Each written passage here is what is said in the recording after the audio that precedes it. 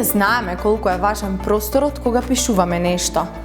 Денес ќе дознаеме и како да постапиме тогаш кога ќе снема простор, а почнатиот збор ќе остане недопишан. Кога ќе нема доволно простор, последниот збор во редот го делиме со цртичка која ја пишуваме на првиот дел од зборот.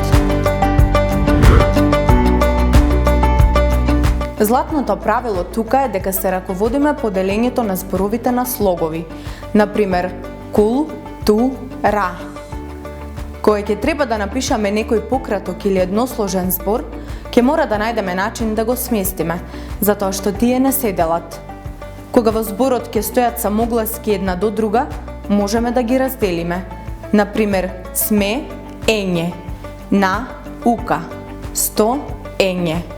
Кога на крајот од зборот имаме две самогласки, никако не смееме да ги делиме. Например, ви, каа, оти, доа. Кога во зборот има две согласки, тогаш при пренесувањето истите се разделуваат.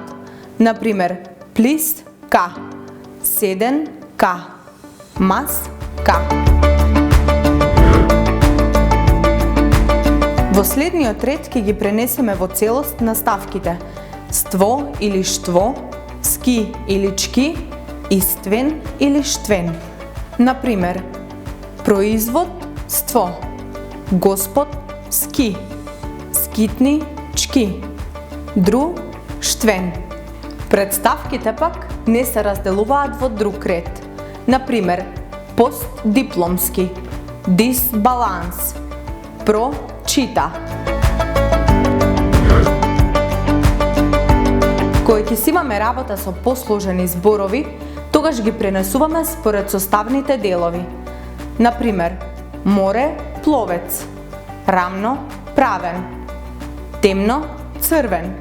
Кај полусложените зборови, при пренесувањето секогаш ставаме цртичка и на крајот од редот, но и на почетокот од следниот ред. Например, историско, религиозен, прилепско, битолски. Немојте да се грижите кога ќе сватите дека нема да имате место да го допишете започнатиот збор. За се постои решение.